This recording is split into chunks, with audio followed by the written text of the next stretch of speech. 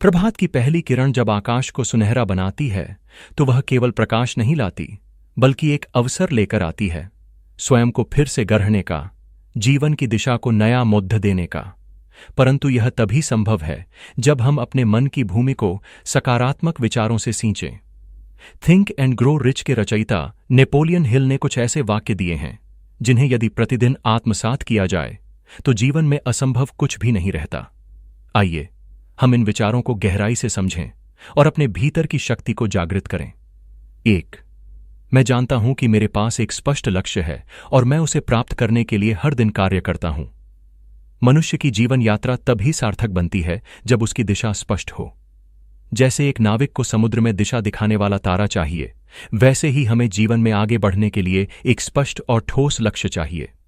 जब सुबह की पहली सांस के साथ हम यह स्वीकार करते हैं कि हमारे पास एक उद्देश्य है, एक ऐसा लक्ष्य जिसे हमने अपने अंतरतम से चुना है, तो हमारे प्रत्येक विचार, निर्णय और कर्म उसी की पूर्ति के लिए जुट जाते हैं। यह लक्ष्य केवल किसी प्रतियोगिता को जीतने का, धन अर्जित करने का या प्रसिद्धि पाने का नहीं होना चाहिए, बल्कि आत्मिक रूप से हमें प्रज्वलित करने वाला होना चाहिए। ऐसा लक्ष्य जो हमें हमारे भीतर की गहराई से जोड़ दे। यदि हम इतिहास में झांकें तो पाएंगे कि हर महान व्यक्ति के जीवन की शुरुआत एक स्पष्ट लक्ष्य से ही हुई। अर्जुन की दृष्टि पक्षी की आंख पर थी, क्योंकि उसने बाकी सब कुछ हटाकर केवल अपने लक्ष्य पर ध्यान केंद्रित किया था। यही एकाग्रता और स्पष्टता उसे महाभारत के युद्ध में अचूक योद्धा बनाती है। गुरु द्रोणाचार्य ने जब अपने शिष्यों की परीक्षा ली तो केवल अर्जुन ही ऐसा था जिसकी दृष्टि में लक्ष्य के अतिरिक्त कुछ भी नहीं था, न पेड़, न पत्ते, न शाखाएं। यह कहानी प्रतीक है उस मानसिक अवस्था की जिसमें केवल उद्देश्य जीवित रहता है और बाकी सब फीका पड़ जाता है। लक्ष्य की यह स्पष्टता केवल युद्ध भूमि में नहीं, जीवन के हर क्षेत्र में आवश्यक है। जब हम अपने उद्देश्य को लेकर भ्रमित रहते हैं तो हमारी ऊर्जा चारों दिशाओं में बिखर जाती है। हमारा मन शंका, भय और आलस्य से घिरा रहता है। लेकिन जब हम ठान लेते हैं कि हमें क्या चाहिए, तो संपूर्ण ब्रह्मांड हमारे लिए अवसरों की राह खोलने लगता है। यह कोई रहस्यवाद नहीं है, बल्कि वैज्ञानिक सत्य है कि हमारा मस्तिष्क उसी दिशा में कार्य करने लगता है जहां हम उसे निर्देशित करते हैं। कल्पना कीजिए एक छात्र की जिसने निश्चय किया है कि उसे आईएएस बनना है। उसके दिन की शुरुआत निश्चित होती है। पुस्तकें वही होती हैं जो परीक्षा में काम आएंगी, मित्र वही होते हैं जो प्रेरणा दें, और समय उसी उद्देश्य की सेवा में खर्च होता है। जबकि वही छात्र अगर लक्ष्यहीन हो तो उसका समय मोबाइल, फालतू वार्तालाप और दिशाविहीन गतिविधियों में नष्ट हो जाता है। लक्ष्य न केवल प्रेरणा देता है बल्कि अनुशासन भी लाता है। A.P.J. अब्दुल कलाम एक सामान्य परिवार में जन्मे, किंतु उनके मन में एक असाधारण लक्ष्य था, वैज्ञानिक बनना और राष्ट्र के लिए कुछ महान करना। रामेश्वरम के उस छोटे से गांव की सीमाएं उनकी सोच को बांध नहीं सकीं, क्योंकि उनका लक्ष्य स्पष्ट था और प्रयास अडिग। वे हर दिन अपने उद्देश्य के लिए कार्य करते रहे, चाहे वह किताबें पढ़ना हो, स्कूल में शिक्षकों से अतिरिक्त ज्ञान लेना हो या प्रयोगशालाओं में देर रात तक रहना। उनका जीवन इस विचार का प्रमाण है कि यदि लक्ष्य में स्पष्टता हो और उस तक पहुंचने का संकल्प दृढ़ हो तो कोई भी ऊंचाई दूर नहीं रहती। उनका कथन था, सपने वो नहीं जो आप नींद में देखें, सपने वो हैं जो आपको नींद नहीं आने दें। लक्ष्य केवल भौतिक उपलब्धियां नहीं होते, वे आत्मा की पुकार होते हैं। जब एक युवा लड़डच की यह सोचती है कि वह एक दिन ओलंपिक में भारत का प्रतिनिधित्व करेगी, तो वह अपने शरीर को कठोर अभ्यास में झोंक देती है। सुबह 4 बजे उठती है, अपने खान पान, मनोबल और समय पर नियंत्रण रखती है। ऐसे ही उदाहरण हमें मैरी कॉम, साइना नेहवाल और नीरज चोपड़ा के जीवन में भी मिलते हैं। उनका लक्ष्य इतना स्पष्ट था कि उसमें जीवन की हर दूसरी प्राथमिकता गौण हो गई। यही स्पष्टता हमें अपने कार्यक्षेत्र में भी सफल बनाती है। कोई व्यवसायी यदि यह ठान ले कि उसे अगले 5 वर्षों में भारत के ग्रामीण क्षेत्रों में शिक्षा पहुंचानी है, तो वह अपनी योजनाओं, संसाधनों और संपर्कों को उसी दिशा में मोड़ता है। यही स्पष्टता व्यवसाय को भी सेवा के रूप में परिवर्तित कर देती है। यहां एक और पक्ष समझना आवश्यक है। लक्ष्य केवल तय करना पर्याप्त नहीं होता, उसे प्रतिदिन दोहराना, उसके लिए काम करना और उसमें अपना हृदय लगाना भी उतना ही महत्वपूर्ण है। लक्ष्य एक दीपक है, लेकिन उसे जलाए रखना हमारा दायित्व है। एक किसान खेत में बीज बोकर यदि पानी न दे तो वह बीज कभी अंकुरित नहीं होगा। ठीक वैसे ही लक्ष्य तय करना आरंभ है, लेकिन उसे पाने के लिए निरंतरता और परिश्रम आवश्यक है। हर सुबह जब हम स्वयं से कहते हैं, मैं जानता हूं कि मेरे पास एक स्पष्ट लक्ष्य है, तो यह मात्र शब्द नहीं होते, यह हमारी चेतना को जागृत करने का माध्यम होते हैं। यह वाक्य हमें दिन भर की भागदौड़ में दिशा देता है और जीवन की गति को लक्ष्य की ओर मोड़ देता है। यह स्वयं को यह स्मरण दिलाने का कार्य करता है कि हम क्यों उठे हैं, क्यों संघर्ष कर रहे हैं और किस ऊंचाई तक पहुंचना चाहते हैं। इस विचार को आत्मसात करना आत्मविकास की ओर पहला कदम है। लक्ष्य स्पष्ट हो तो जीवन में आने वाली कठिनाइयां भी उद्देश्य की पृष्ठभूमि में छोटी लगती हैं। जब एक सैनिक देश की रक्षा का संकल्प लेता है तो सर्दी, गर्मी, भूख, प्यास और मृत्यु का भय ये सब गौण हो जाते हैं। उसकी आंखों में केवल मातृभूमि की रक्षा का सपना होता है। इसी प्रकार जब हम अपने व्यक्तिगत, व्यावसायिक या आत्मिक जीवन में कोई महान उद्देश्य अपनाते हैं तो जीवन स्वयं ही अनुशासित और अर्थपूर्ण बन जाता है। लक्ष्य हमें जिम्मेदारी सिखाता है, त्याग करना सिखाता है और अंततः वही हमें सम्मान और आत्मसंतोष की ओर ले जाता है। तो आज, अभी, इस क्षण अपने आप से पूछिए, क्या मेरा कोई स्पष्ट लक्ष्य है? यदि हां, तो क्या मैं हर दिन उसे पाने के लिए कार्य करता हूं? यदि नहीं, तो क्या मैं तैयार हूं उस उद्देश्य की खोज करने के लिए जो मेरे जीवन को सार्थकता दे सके? क्योंकि याद रखिए, स्पष्ट लक्ष्य ही वह बीज है जिससे महानता की फसल उगती है। 2.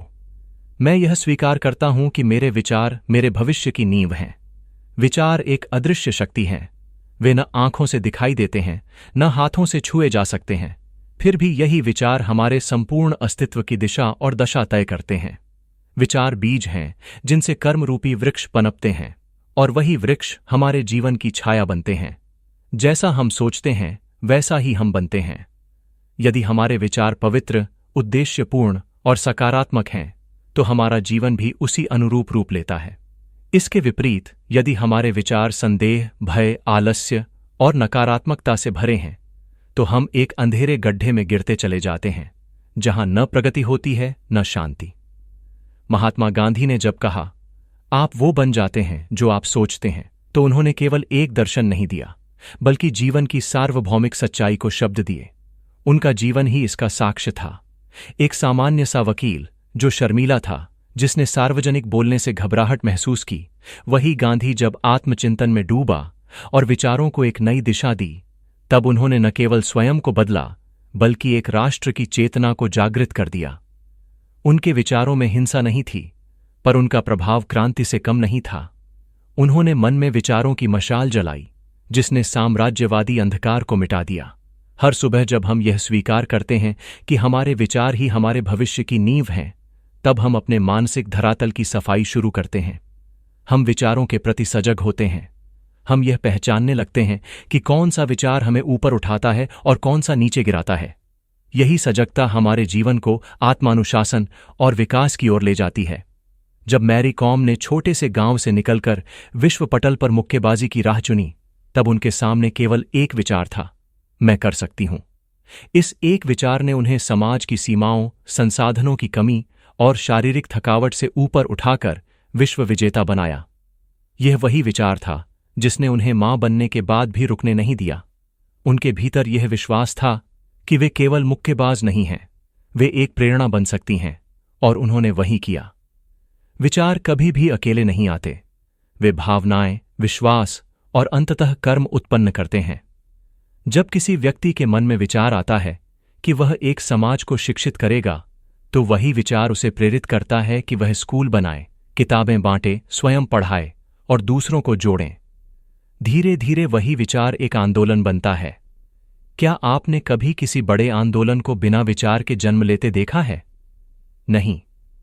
हर महान परिवर्तन की जड़ में कोई न कोई विचार होता है। आपके विचार ही आपके शब्द बनते हैं, आपके शब्द ही आपके कर्म बनते हैं, आपके कर्म ही आपकी आदतें बनते हैं, आपकी आदतें ही आपका चरित्र बनती हैं, और आपका चरित्र ही आपका भाग्य रचता है। यह श्रृंखला यहीं से शुरू होती है, विचारों से। विचारों की गुणवत्ता पर ध्यान देना ठीक वैसा ही है जैसे कोई किसान अपने खेत में बीज के चयन पर ध्यान देता है। वह जानता है कि यदि बीज अशुद्ध हो तो फसल कभी अच्छी नहीं होगी। उसी प्रकार यदि आपके विचार दोषपूर्ण हैं, जैसे ईर्ष्या, क्रोध, घृणा, डर, असंतोष, तो जीवन में चाहे जितने प्रयास कर लीजिए संतोष नहीं मिलेगा। लेकिन यदि विचारों में श्रद्धा, साहस, सेवा और सौम्यता है तो जीवन स्वयं ही खिल उठता है। बुद्ध ने भी कहा था, हम जो सोचते हैं वही बनते हैं। यह केवल आध्यात्मिक ज्ञान नहीं, मनोविज्ञान भी है। मनुष्य का अवचेतन मस्तिष्क लगातार उसके विचारों को आत्मसात करता है। यदि आप बार बार खुद को असफल मानते हैं तो आपका अवचेतन वही स्वीकार करता है। लेकिन जब आप कहते हैं, मैं सफल हूं, मैं योग्य हूं, तो वही विचार आपके भीतर आत्मविश्वास भरता है। स्वामी विवेकानंद ने भी युवाओं से यही कहा था, तुम्हें अपने आप पर विश्वास नहीं, यही सबसे बड़ा पाप है। वे जानते थे कि जब युवा अपने विचारों को सकारात्मक बनाते हैं तो वे राष्ट्र की दिशा बदल सकते हैं। उन्होंने स्वयं अपने विचारों को इतना परिष्कृत किया कि वे एक साधारण सन्यासी से विश्व के मंच पर भारत की आत्मा का प्रतिनिधित्व करने वाले महापुरुष बन गए। आज यदि आप अपने जीवन में किसी कमी का अनुभव कर रहे हैं, आत्मविश्वास की, प्रेम की, उद्देश्य की या स्थिरता की, तो सबसे पहले अपने विचारों को देखिए। क्या आप स्वयं को छोटा मानते हैं? क्या आप बार बार दूसरों से तुलना करते हैं? क्या आप यह सोचते हैं कि आप कभी सफल नहीं होंगे? यदि हां, तो यह समय है इस वाक्य को गहराई से समझने का। मैं यह स्वीकार करता हूं कि मेरे विचार मेरे भविष्य की नींव हैं। हर सुबह अपने मन को स्वच्छ विचारों से भरिए, अपने अंदर के आलोचक को शांति दीजिए और अपने भीतर के मार्गदर्शक को बोलने दीजिए। अपने विचारों को उच्च, सकारात्मक और उद्देश्यपूर्ण बनाइए। जब आप अपने विचार बदलते हैं, तभी आप अपने जीवन को बदलते हैं। यह विचार केवल आपके जीवन को नहीं, बल्कि समाज को भी बदल सकते हैं। जब किसी एक शिक्षक के मन में आता है कि वह अपने गांव के बच्चों को शिक्षित करेगा, तो उसका यह विचार पीढ़ियों को प्रभावित कर देता है। जब एक युवा यह सोचता है कि वह पर्यावरण की रक्षा करेगा, तो उसका यह विचार पृथ्वी के भविष्य को बचाने में योगदान देता है। तो सोचिए, आपके मन में चल रहे विचार किस दिशा में हैं? क्या वे आपको ऊपर उठा रहे हैं या नीचे गिरा रहे हैं? क्या वे आपको प्रेरित कर रहे हैं या भयभीत कर रहे हैं? क्योंकि जैसा आप सोचते हैं, वैसा ही आपका भविष्य आकार लेता है। 3. मैं प्रतिदिन अपने आत्मविश्वास को विकसित करता हूं। आत्मविश्वास कोई जन्मजात गुण नहीं है। यह अभ्यास, अनुभव और अपने आप से की गई ईमानदार बातचीत से जन्म लेता है। यह वह शक्ति है जो व्यक्ति को अंधकार में भी आगे बढ़ने का साहस देती है। आत्मविश्वास वह पुल है जो विचारों और कार्यों के बीच बना होता है। यदि विचार पंख हैं तो आत्मविश्वास उड़ान है। जब हम प्रतिदिन यह दोहराते हैं कि मैं आत्मविश्वासी हूं, तो यह वाक्य धीरे धीरे हमारे भीतर एक आंतरिक बल का संचार करता है। आत्मविश्वास कोई चमत्कारी भावना नहीं है जो रातों रात उत्पन्न होती है। यह तो एक प्रक्रिया है, स्वयं को जानने, स्वीकार करने और निरंतर निखारने की। कल्पना कीजिए एक नवोदित कवि की, जो पहली बार किसी मंच पर अपनी रचना सुनाने जा रहा है। उसकी हथेलियां पसीने से भीगी हुई हैं, हृदय तेजी से धड़क रहा है और मन में शंकाओं की भीड़ है। परंतु जैसे ही वह अपने भीतर यह दोहराता है कि मेरी रचनाएं मूल्यवान हैं, मेरा भाव सच्चा है, तो वही विश्वास उसके स्वर में शक्ति भरता है। वह बोलता है और श्रोता उसकी संवेदनाओं में डूब जाते हैं। यह आत्मविश्वास ही था जिसने भय पर विजय पाई। अनेक उदाहरण हमारे सामने हैं। मैरी कॉम जब मुक्केबाजी के रिंग में उतरीं, तब उनके शरीर से अधिक उनका आत्मविश्वास ही था जो उन्हें अपराजेय बनाता गया। एक मां, एक खिलाड़ी और एक योद्धा, यह तीनों रूप उनमें एक साथ जीवित रहे, क्योंकि उन्होंने कभी अपने आत्मविश्वास को मरने नहीं दिया। उनका आत्मविश्वास ही था जिसने उन्हें आलोचना से ऊपर उठाया और एक वैश्विक प्रतीक बना दिया। आत्मविश्वास का बीज तब बोया जाता है जब हम अपने भय को पहचानते हैं और उसे स्वीकार करते हैं। भय का समाधान भागने में नहीं, उसे समझने और सामना करने में है। जब हम किसी परीक्षा से डरते हैं, किसी प्रस्तुति से घबराते हैं या किसी नए अवसर से हिचकिचाते हैं, तब आत्मविश्वास हमें स्मरण कराता है कि हम पहले भी कठिनाइयों को पार कर चुके हैं। हर सफलता, चाहे वह छोटी हो या बड़ी, आत्मविश्वास का पोषण करती है। परंतु आत्मविश्वास का यह पौधा तभी पनपता है जब हम आत्मचिंतन करते हैं। हर दिन अपने आप से पूछना चाहिए, क्या मैंने स्वयं पर विश्वास किया? क्या मैंने अपने निर्णयों में स्पष्टता दिखाई? क्या मैंने अपनी आलोचना को रचनात्मक रूप में लिया या केवल दोष दिया? इन प्रश्नों से गुजरकर ही आत्मविश्वास गहराता है। स्वामी विवेकानंद ने कहा था, उठो, जागो और तब तक मत रुको जब तक लक्ष्य की प्राप्ति न हो जाए। यह उद्घोष आत्मविश्वास से ही उपजा है। उनके विचारों में इतना तेज था कि वे जहां भी गए वहां के युवाओं के मन में नई चेतना भर दी। उन्होंने बार बार आत्मबल पर जोर दिया, क्योंकि वे जानते थे कि आत्मविश्वास के बिना कोई विचार भी निष्क्रिय हो जाता है। आत्मविश्वास केवल सार्वजनिक मंचों या बड़ी चुनौतियों के लिए नहीं होता, यह जीवन के छोटे छोटे निर्णयों में भी उतना ही आवश्यक है। जब एक गृहिणी निर्णय लेती है कि वह अपने खाली समय में कुछ नया सीखेगी, जब एक किसान नए बीजों के प्रयोग की हिम्मत करता है, जब एक बच्चा पहली बार साइकिल चलाने की कोशिश करता है, यह सब आत्मविश्वास के ही रूप हैं। यह भी समझना जरूरी है कि आत्मविश्वास का अर्थ अहंकार नहीं है। आत्मविश्वास विनम्र होता है लेकिन दृढ़ होता है। यह दूसरों को नीचा दिखाकर ऊपर उठने का मार्ग नहीं सिखाता, बल्कि स्वयं को जानकर और स्वीकार कर आगे बढ़ने का साहस देता है। हम आत्मविश्वास को विकसित कैसे करें? इसका सबसे पहला कदम है स्वयं से सकारात्मक संवाद। प्रतिदिन स्वयं को यह कहिए, मैं योग्य हूं, मैं सीख सकता हूं, मैं गलतियां करूंगा लेकिन उनसे सीखकर और बेहतर बनूंगा। दूसरा कदम है तैयारी। आत्मविश्वास तभी स्थायी होता है जब उसके पीछे तैयारी और अभ्यास हो। जब एक वक्ता मंच पर आत्मविश्वास के साथ बोलता है तो उसके पीछे वर्षों का अभ्यास छिपा होता है। तीसरा और सबसे महत्वपूर्ण उपाय है विफलता को स्वीकारना। हर बार गिरने के बाद उठना ही आत्मविश्वास को मजबूत करता है। जैसे जैसे हम जीवन में अनुभव प्राप्त करते हैं, वैसे वैसे हमारा आत्मविश्वास भी परिपक्व होता जाता है। तो हर सुबह यह वाक्य दोहराइए, मैं प्रतिदिन अपने आत्मविश्वास को विकसित करता हूं। यह केवल प्रेरणा नहीं है, यह एक अभ्यास है, एक साधना है। जैसे सूर्य हर दिन पूर्व दिशा से उदय होकर अंधकार को दूर करता है, वैसे ही आत्मविश्वास हमारे भीतर के संदेह, भय और हीनता को दूर करता है। यह हमें हमारी पूर्णता की ओर ले जाता है। 4. मैं जानता हूं कि मेरे विचार और कार्य मिलकर मेरी आदतें बनाते हैं और मेरी आदतें ही मेरा चरित्र बनाती हैं।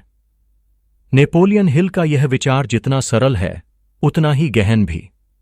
यह जीवन का एक अटल सिद्धांत है कि हम वही बनते हैं जो हम बार बार करते हैं। हमारा चरित्र कोई आकस्मिक घटना नहीं है, वह विचारों की निरंतरता और कर्मों की पुनरावृत्ति से जन्मी हुई एक ठोस संरचना है। ठीक उसी प्रकार जैसे एक मूर्तिकार पत्थर को बार बार चोट देकर एक प्रतिमा बनाता है, वैसे ही हमारे विचार और कर्म मिलकर आदतें गढ़ते हैं और वही आदतें अंततः हमारे व्यक्तित्व का आकार तय करती हैं। कल्पना कीजिए एक किसान की, जो हर दिन खेत में जाकर हल चलाता है, बीज बोता है, पानी देता है, निराई करता है और समय पर फसल काटता है। यह सब एक दिन का नहीं, बल्कि महीनों और वर्षों की दिनचर्या का परिणाम होता है। यही नियमितता, यही अनुशासन अंततः फसल का रूप लेती है।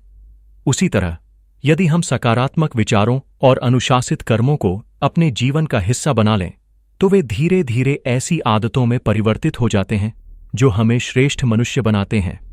AP.J. अब्दुल कलाम इसका जीता जागता उदाहरण है।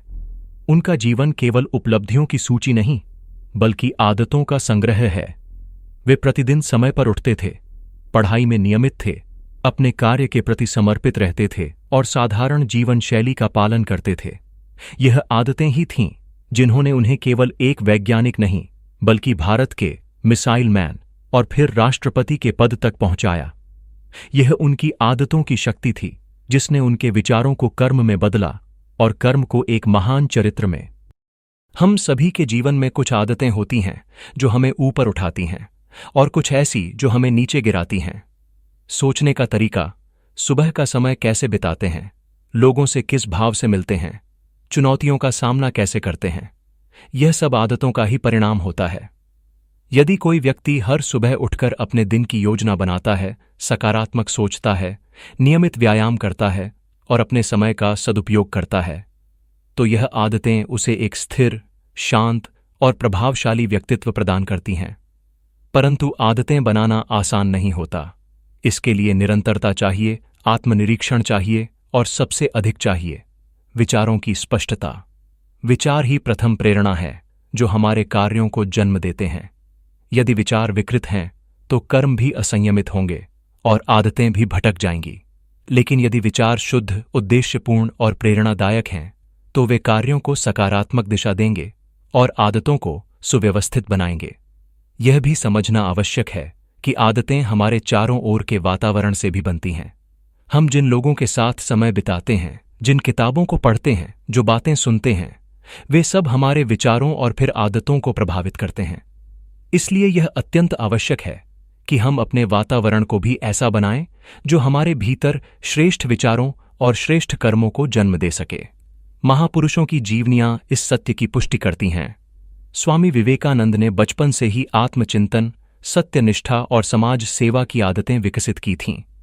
उनके विचार इतने स्पष्ट और कर्म इतने अनुशासित थे कि उन्होंने भारतीय युवा चेतना को एक नई दिशा दी। आदतें धीरे धीरे बनती हैं, लेकिन उनके परिणाम दूरगामी होते हैं। यदि कोई बच्चा रोज थोड़ी देर पढ़ाई करता है तो वह धीरे धीरे पढ़ाई का आनंद लेने लगता है और यही आदत आगे चलकर उसकी सफलता का कारण बनती है। वही बच्चा यदि प्रतिदिन टाल मटोल करता है तो यह आदत उसे निराशा की ओर ले जाती है। इसलिए हर दिन, हर क्षण यह देखना जरूरी है कि हम क्या सोच रहे हैं और क्या कर रहे हैं। हर सुबह यह वाक्य दोहराना कि मेरे विचार और कार्य मिलकर मेरी आदतें बनाते हैं, हमें हमारे कर्मों के प्रति सजग बनाता है। यह हमें यह चेतावनी देता है कि हम जो भी सोचते और करते हैं वह केवल एक क्षणिक निर्णय नहीं, बल्कि हमारे चरित्र को गढ़ने वाली ईंट है।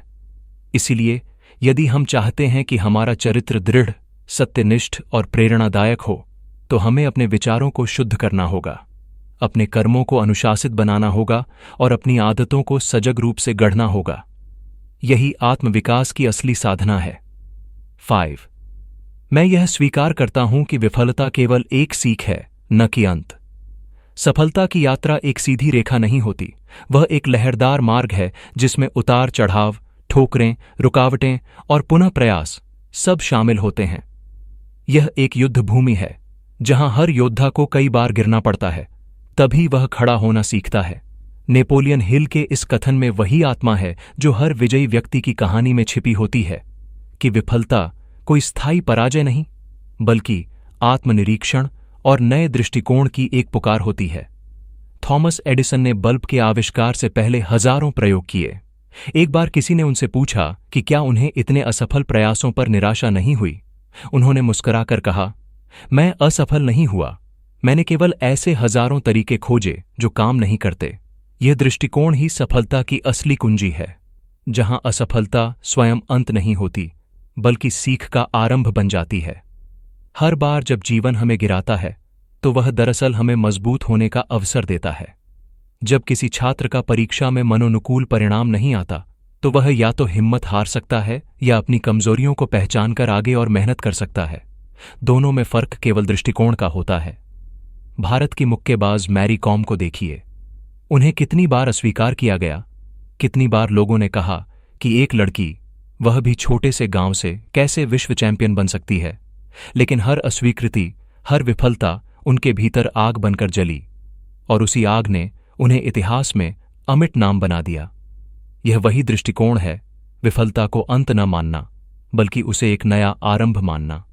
हमारे समाज में अक्सर विफलता को कलंक की तरह देखा जाता है। स्कूल में कम अंक आ जाए, व्यवसाय में घाटा हो जाए, रिश्ते बिगड़ जाएं, तो व्यक्ति स्वयं को ही दोष देने लगता है। लेकिन सच्चाई यह है कि इन सभी अनुभवों में सीख छिपी होती है।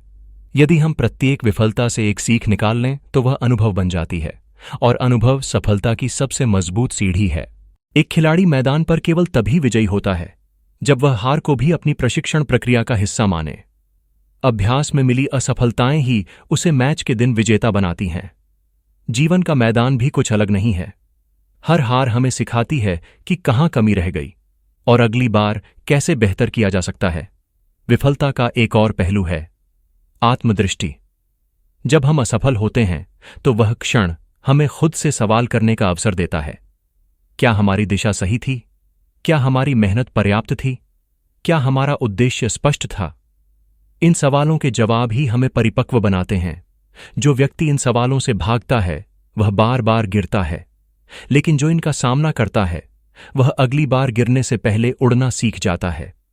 महात्मा गांधी को दक्षिण अफ्रीका में कितनी बार अपमान और विफलताओं का सामना करना पड़ा, लेकिन उन्होंने उन्हें झेलकर ही सत्याग्रह और अहिंसा का मार्ग खोजा।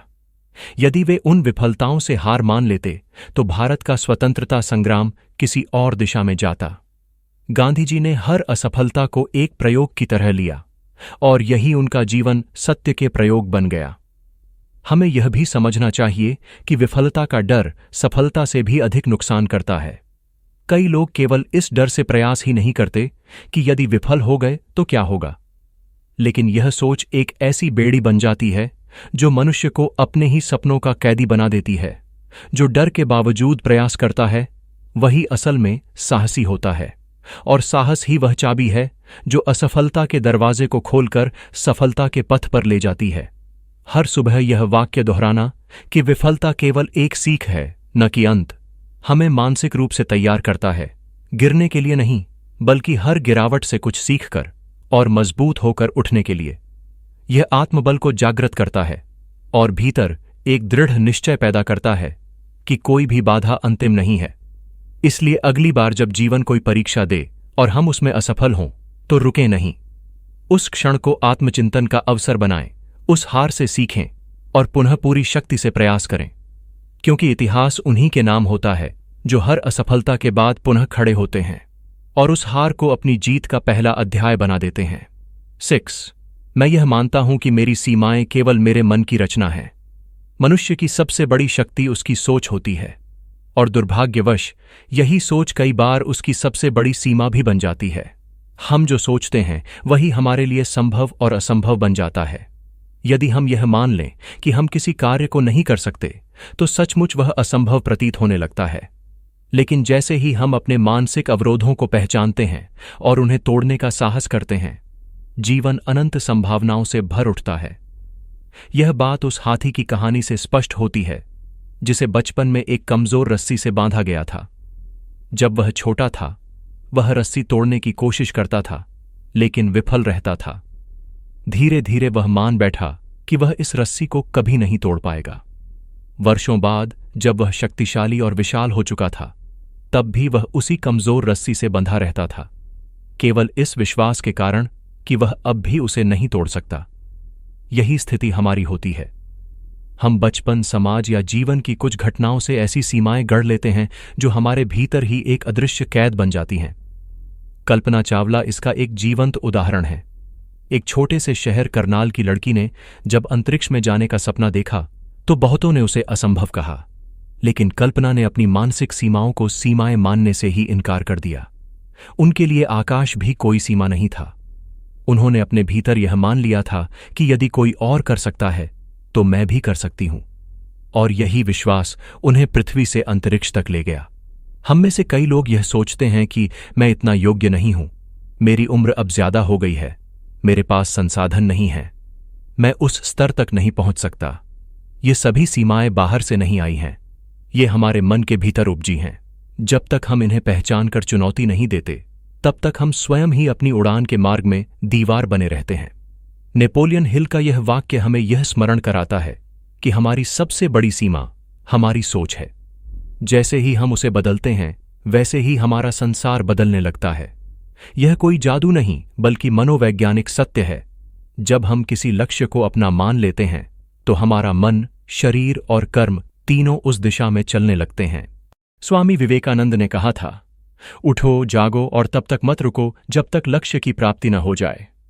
इस वाक्य का सार यही है कि जागो अपने भीतर की कृत्रिम सीमाओं से और उठो उन सभी बंधनों को तोड़ते हुए जो केवल भ्रम है। मानसिक सीमाओं को तोड़ना आसान नहीं होता। इसके लिए आत्मचिंतन, निरंतर अभ्यास और कभी-कभी जोखिम उठाने की हिम्मत चाहिए होती है। जब हम पहली बार किसी नई भाषा को सीखने का प्रयास करते हैं तो वह कठिन लगती है, लेकिन जैसे जैसे अभ्यास होता है वह सहज होती जाती है। ठीक उसी प्रकार जब हम अपने भीतर की सीमाओं को चुनौती देते हैं, जैसे मंच पर बोलने का डर, नई दिशा में करियर चुनने की आशंका या किसी प्रिय स्वप्न को साकार करने का साहस, तो शुरुआत में डर होता है, लेकिन धीरे धीरे यही प्रयास हमारा विस्तार बन जाता है। हर सुबह यह वाक्य दोहराना कि मेरी सीमाएं केवल मेरे मन की रचना है, हमें याद दिलाता है कि हम कुछ भी कर सकते हैं, बशर्ते हम खुद को करने की अनुमति दें। यदि हम अपनी सोच को मुक्त कर दें तो जीवन में कोई भी शिखर दूर नहीं रहता। तो आज से यह प्रण लें कि हम अपने भीतर की रस्सियों को पहचानेंगे और उन्हें तोड़ेंगे। हम उन सीमाओं को मिटा देंगे जो केवल हमारे मन ने बनाई हैं, क्योंकि जब मन स्वतंत्र होता है तभी जीवन वास्तव में उड़ान भरता है। 7. मैं प्रतिदिन अपने भीतर के डर को पहचान कर उस पर विजय पाने का अभ्यास करता हूं। डर यह एक ऐसा भाव है जो हम सभी के भीतर कहीं न कहीं छिपा होता है। कभी असफलता का डर, कभी अस्वीकार किए जाने का, कभी अपमान का, तो कभी अज्ञात भविष्य का। लेकिन यह डर ही वह दीवार बन जाता है जो हमारे सपनों और हमारे बीच खड़ी हो जाती है। डर से भागना या उसे अनदेखा करना कोई समाधान नहीं है। असली समाधान है डर को समझना, उसे पहचानना और फिर उसे पार करने का अभ्यास करना। सोचिए, यदि छत्रपति शिवाजी महाराज ने मुगलों की विशाल सेनाओं को देखकर डर को अपने ऊपर हावी होने दिया होता, तो क्या वे इतिहास के पन्नों में वीरता का प्रतीक बन पाते? नहीं। उन्होंने हर डर को अपनी रणनीति और साहस से चुनौती दी। विपरीत परिस्थितियां, सीमित संसाधन और चारों ओर शक्तिशाली दुश्मन, इन सब के बावजूद उन्होंने अपनी बुद्धिमत्ता, धैर्य और आत्मबल से विजय प्राप्त की। यह केवल युद्ध नीति की बात नहीं है, यह भीतरी डर पर नियंत्रण पाने की कहानी है। हमारे अपने जीवन में भी डर कई रूपों में आता है। कभी हम नई दिशा में करियर बदलने से डरते हैं, कभी किसी रिश्ते में सच बोलने से, कभी मंच पर बोलने से घबराते हैं, तो कभी भीड़ में अपनी बात रखने से। लेकिन जैसे ही हम यह अभ्यास शुरू करते हैं कि हम डर की आंखों में आंखें डालकर उसे पहचानें, वैसी ही उसकी शक्ति कम होने लगती है। यह कोई एक दिन का कार्य नहीं है, यह एक साधना है। प्रतिदिन स्वयं से यह पूछने की कि आज मुझे किस बात से डर लगा, और फिर उस डर को टुकड़ों में बांटकर देखना, क्या यह डर तर्कसंगत है? क्या इसका कोई समाधान है? क्या यह केवल मेरे दिमाग की उपज है? जैसे जैसे यह आत्मसंवाद गहराता है, हमारा आत्मबल बढ़ता है। डर को हराने के लिए आवश्यक है निरंतर अभ्यास। जैसे कोई व्यक्ति पहली बार पानी में उतरने से डरता है, लेकिन तैरना सीखते सीखते वह डर समाप्त हो जाता है, वैसे ही जब हम बार बार उन परिस्थितियों का सामना करते हैं जो हमें डराती हैं, तो वे परिस्थितियां साधारण हो जाती हैं। डर अपनी पकड़ खो देता है। नेपोलियन हिल का यह वाक्य केवल साहस की बात नहीं करता, यह आत्मचिंतन का आह्वान है। यह हमें याद दिलाता है कि डर कोई शत्रु नहीं, बल्कि एक शिक्षक है जो हमें हमारे विकास के मार्ग में खड़ी बाधाओं की ओर संकेत करता है। यदि हम डर से सीखने लगें तो वही डर हमारी शक्ति बन जाता है। डर से परे ही विकास है, और डर के पार ही वह संसार है जहां हमारे सपने हमारा इंतजार कर रहे हैं। हर सुबह जब हम यह वाक्य दोहराते हैं, मैं प्रतिदिन अपने भीतर के डर को पहचान कर उस पर विजय पाने का अभ्यास करता हूं, तब हम अपने मस्तिष्क को यह निर्देश देते हैं कि डर को बाधा नहीं, एक अभ्यास समझो। हर दिन एक कदम आगे बढ़ाओ। तो आज से यह अभ्यास प्रारंभ करें। हर दिन अपने डर को पहचानें, उसका सामना करें और उसे पार करने की छोटी छोटी रणनीतियां बनाएं। क्योंकि जिस दिन आप अपने भीतर के भय पर विजय पालेंगे, उसी दिन आप अपने जीवन की सबसे बड़ी जंजीर को तोड़ देंगे, और यही होगी असली स्वतंत्रता। 8. मैं दूसरों की सेवा को अपने जीवन का मूल उद्देश्य मानता हूं। संसार में सबसे महान वह नहीं जो सबसे ऊपर चढ़ जाए, बल्कि वह है जो सबसे नीचे खड़े व्यक्ति का हाथ पकड़कर उसे ऊपर उठाए। जब हम अपने जीवन को केवल अपनी सफलता, अपनी इच्छाओं और अपने लाभ तक सीमित कर देते हैं, तब हम अपने अस्तित्व की व्यापकता को खो देते हैं। लेकिन जब हम सेवा को अपना मूल उद्देश्य बना लेते हैं, तब हमारा जीवन एक साधना बन जाता है। मदर टेरेसा का जीवन इस विचार का सजीव उदाहरण है। उन्होंने दुनिया के सबसे उपेक्षित, पीड़ित और असहाय लोगों को अपनाया, उन्हें प्रेम और सम्मान दिया। उनके लिए सेवा कोई दया का कार्य नहीं था, बल्कि एक आध्यात्मिक कर्तव्य था। कोलकाता की गंदी गलियों में, बदबू और रोग से भरे वातावरण में उन्होंने जो करुणा बांटी, वह किसी उपदेश से अधिक प्रभावशाली थी। यही कारण है कि वे एक नन होते हुए भी विश्व में करुणा और सेवा की प्रतिमा बन गईं। जब हम यह वाक्य, मैं दूसरों की सेवा को अपने जीवन का मूल उद्देश्य मानता हूं, प्रतिदिन दोहराते हैं, तब हम अपने भीतर यह भावना रोपते हैं कि जीवन केवल लेने के लिए नहीं, देने के लिए है। हम समझते हैं कि किसी की मुस्कान का कारण बनना, किसी के आंसुओं को पोंछ देना, या किसी भूखे को भोजन देना वास्तव में हमारे जीवन को दिव्यता से जोड़ता है। सेवा का अर्थ केवल दान देना नहीं है, यह एक दृष्टिकोण है जहां हम हर व्यक्ति को सम्मान से देखते हैं, हर प्राणी में ईश्वर का अंश पहचानते हैं। एक अध्यापक जो अपने छात्रों को केवल पाठ्यक्रम नहीं, जीवन का मार्ग दिखाता है। एक डॉक्टर जो रोगी को केवल इलाज नहीं, स्नेह देता है। एक युवा जो अपने ज्ञान से समाज में बदलाव लाना चाहता है। ये सभी सेवा के उदाहरण हैं। अक्सर हम सोचते हैं कि बड़े कार्य ही सेवा होते हैं, जैसे अस्पताल बनवाना या अनाथालय चलाना।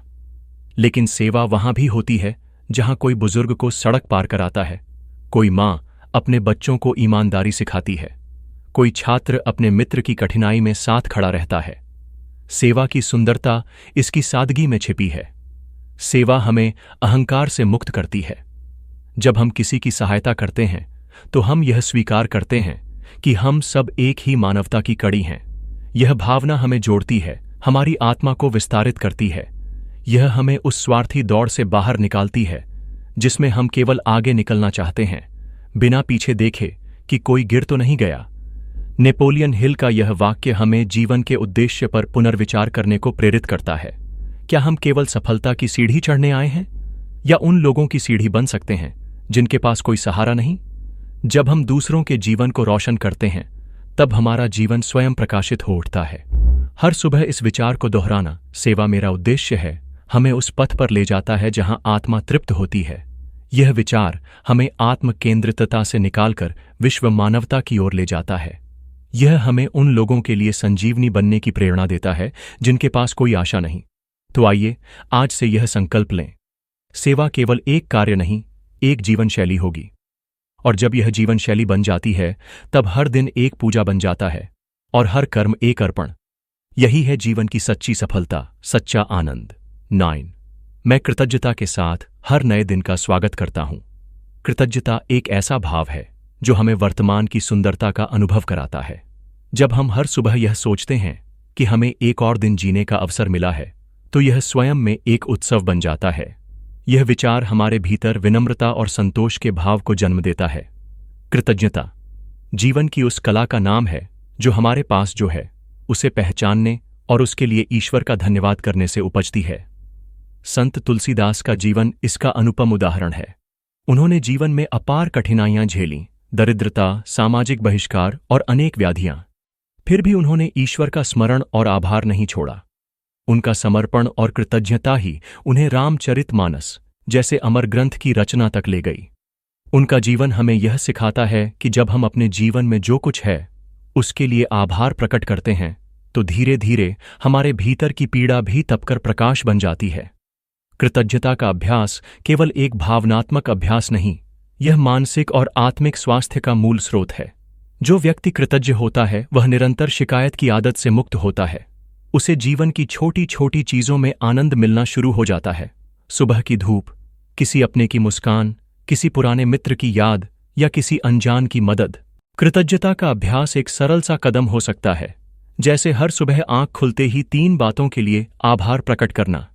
यह कोई बड़ी बात नहीं है, लेकिन इसका असर गहरा होता है।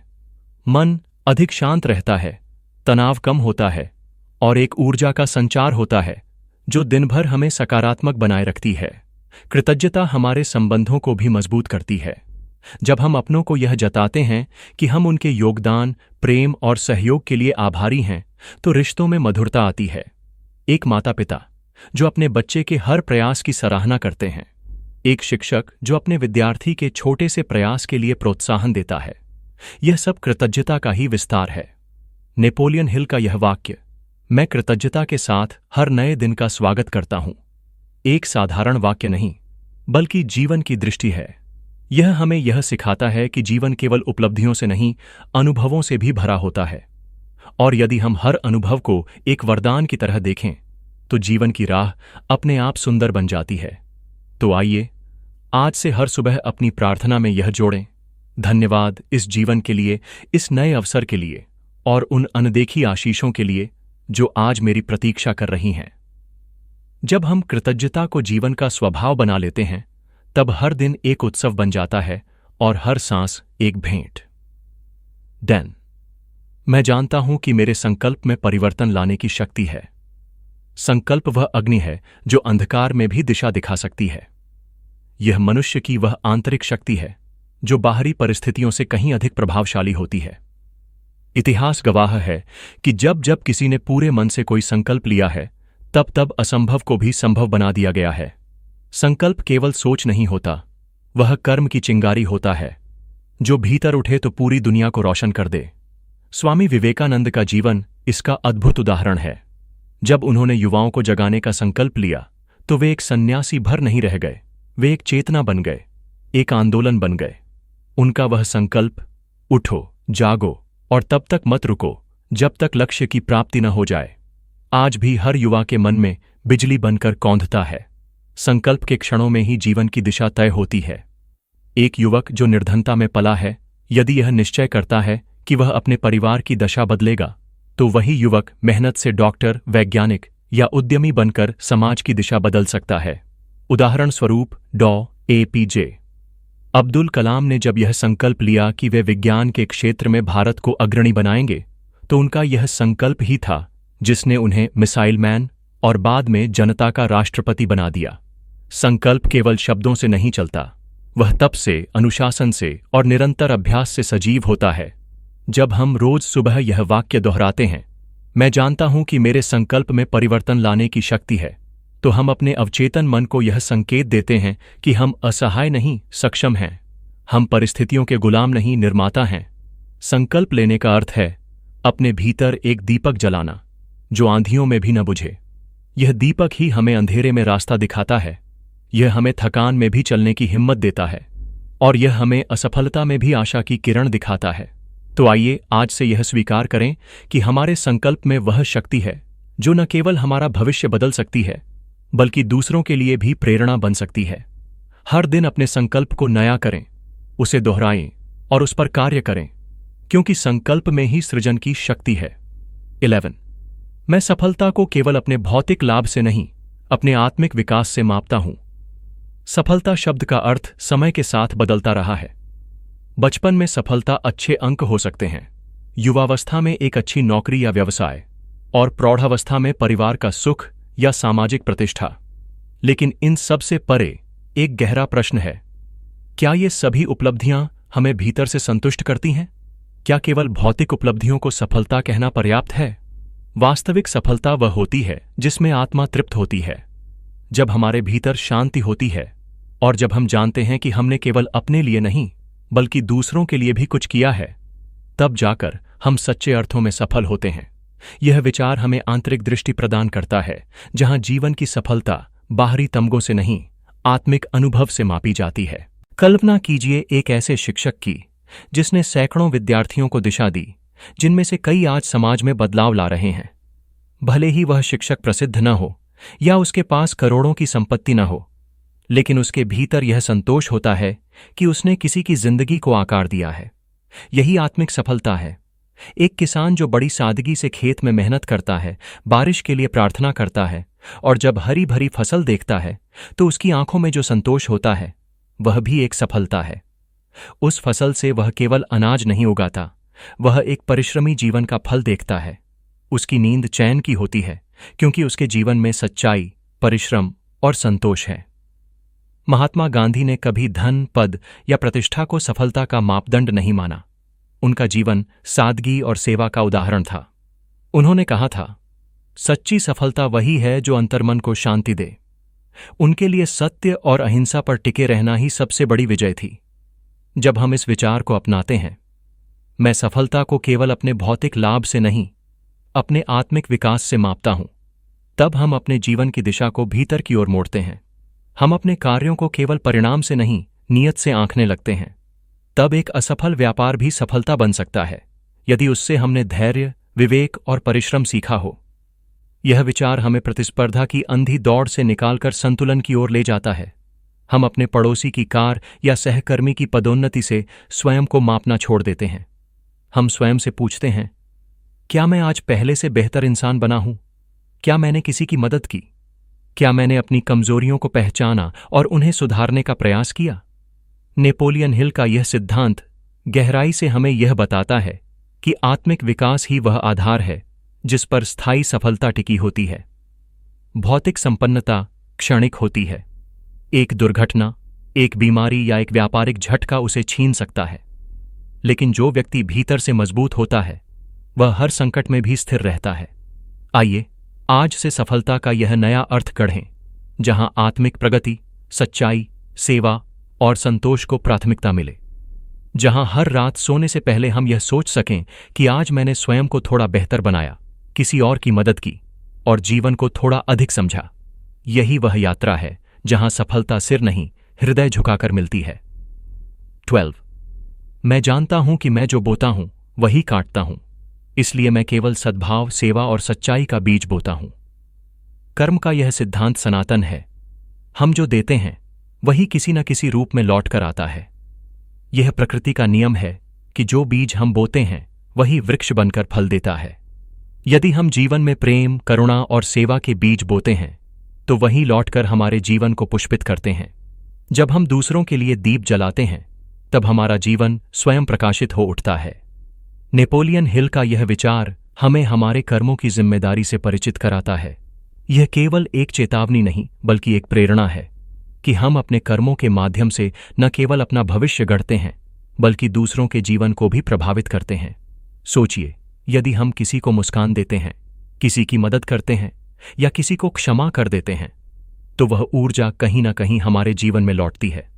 जैसे किसान अच्छी फसल के लिए भूमि को तैयार करता है, वैसे ही हमें अपने मन, वचन और कर्म को भी शुद्ध करना होता है ताकि हम भविष्य में अच्छा फल प्राप्त कर सकें। यह विचार हमें स्वचालित रूप से सजग बना देता है। हम बोलने से पहले सोचते हैं, हम क्रोध करने से पहले रुकते हैं और हम दूसरों से वैसा ही व्यवहार करते हैं जैसा हम अपने लिए चाहते हैं। यह केवल नैतिकता नहीं बल्कि आत्मकल्याण की कुंजी है। जब हम यह स्वीकार करते हैं कि हमारा आज का कर्म ही हमारा कल का भाग्य है, तो हम जीवन को एक तपस्या की तरह जीने लगते हैं। हम जान जाते हैं कि छोटे छोटे कर्म भी गहरी छाप छोड़ सकते हैं। एक सहायक शब्द, एक विनम्र व्यवहार या किसी जरूरतमंद के लिए बढ़ाया गया हाथ, ये सब भविष्य के बीज बनते हैं। तो आइए आज से यह संकल्प लें कि हम अपने विचारों, शब्दों और कर्मों में सजगता लाएंगे। हम नकारात्मकता नहीं बल्कि आशा और प्रेम का प्रसार करेंगे, क्योंकि अंततः जैसा हम बोते हैं वैसा ही हम काटते हैं।